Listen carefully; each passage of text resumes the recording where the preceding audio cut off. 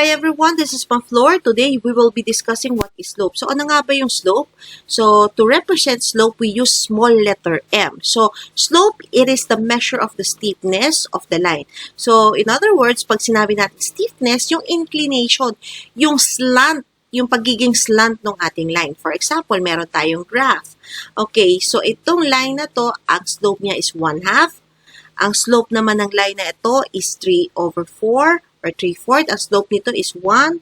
Slope naman nito is 2. Kung mapapansin ninyo, kapag pastif ng pastif o patarik ng patarik yung ating line, no, yung slope din niya ay tumataas din yung value. Ngayon, meron din tayo na kung saan pababa naman yung line natin wherein ang slope is -1/2, -3/4, at -1. So, these are examples ng slope. We have 4 types of slope. So, i-discuss natin isa-isa. So, kapag ang sign ng slope mo ay positive, it means na yung graph natin ay pataas. It goes up from left to right. So, increasing to the right. Kapag naman ang symbol ng slope mo or ang sign ng slope mo ay negative, it means na ang ating graph ay pababa. It goes down from left to right. So, decreasing to the right, pababa naman.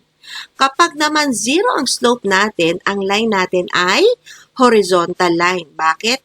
Kasi wala tayong inclination or steepness, di ba? Flat lang yung line natin, di ba? Horizontal line. So, it means na wala itong slope. So, kapag 0 ang slope, it means na ang line natin ay horizontal line. Now, paano naman kapag ang slope natin is undefined? So, kapag ang slope natin ay undefined, ang line natin is vertical line. Bakit? Kasi you cannot really tell kung ito ba ay positive or negative slope. Kasi nga ito ay vertical line, nakapatayo. So, therefore, yung slope, kapag ang slope natin is undefined, ito ay isang vertical line. Finding the slope of the line from the graph. So, paano ba natin makukuha yung slope ng given na graph na ito?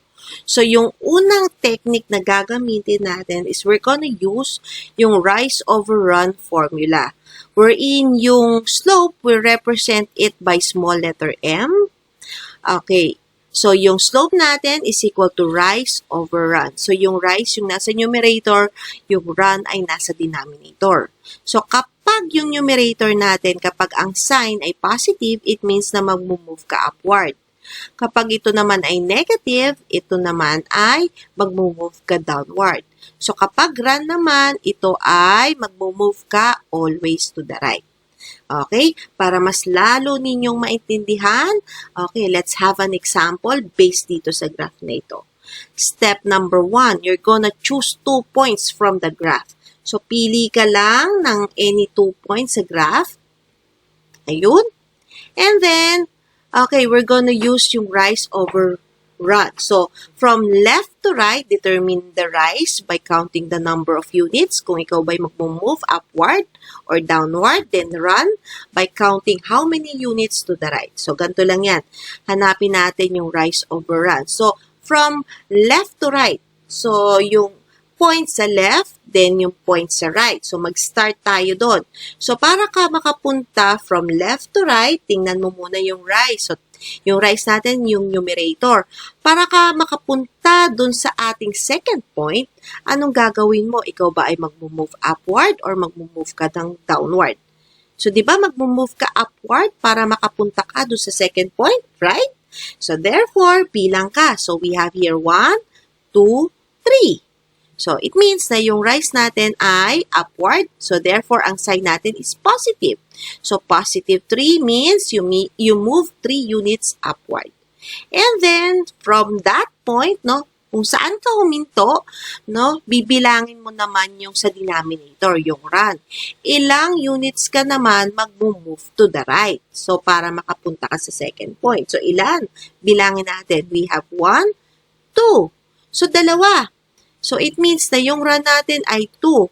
It means na you move 2 units to the right. So, i-represent na natin wherein yung m is equal to positive 3/2.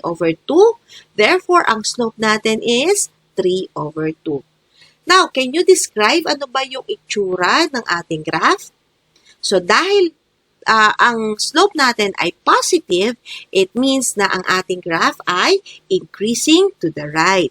So, ito na yung paraan kung paano natin makuha yung slope ng line using rise over run formula. Sa example natin kanina, another way of finding yung slope ng graph na to or yung given na graph na to is by using yung slope formula.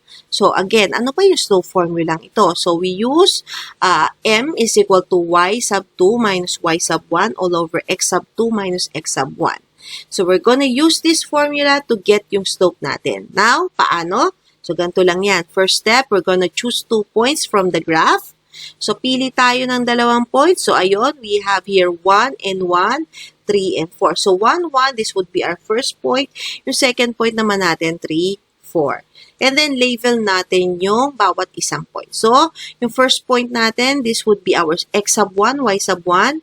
Yung second point natin is x sub 2 and y sub 2. And then, next step natin, we're going to substitute it to the formula and simplify. So, substitute lang natin.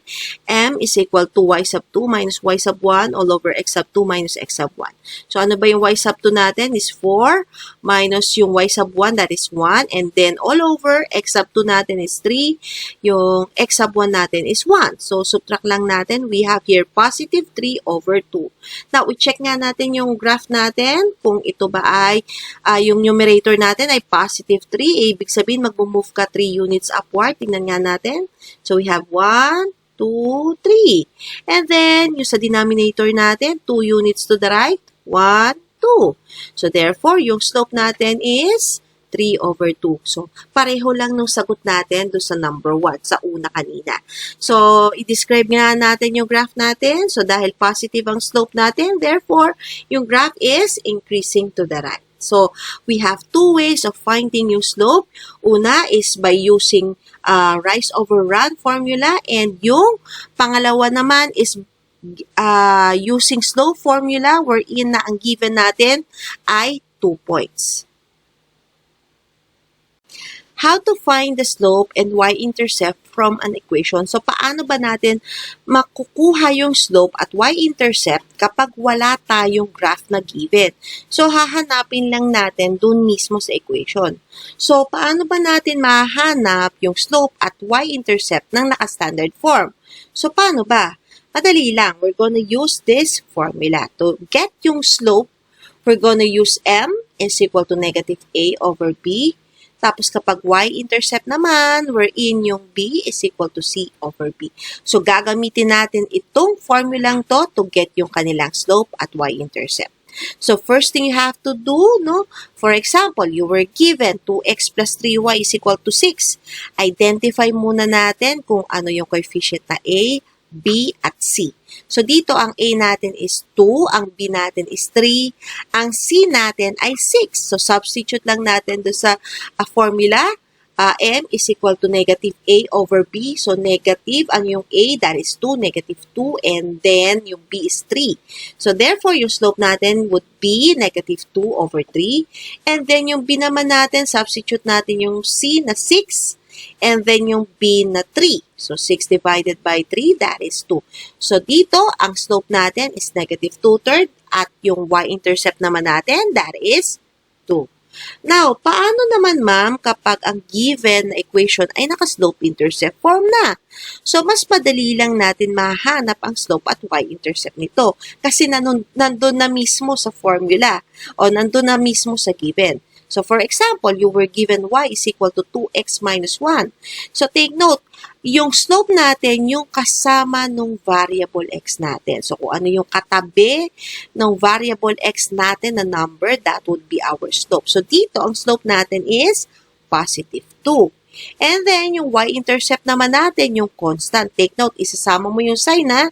So, yung y-intercept natin dito, that would be negative 1. So, therefore, yung slope natin is 2, and then yung b natin is negative 1. So, therefore, this is how you get yung slope at y-intercept from an equation given man yan ay naka-standard form or naka-slope-intercept form.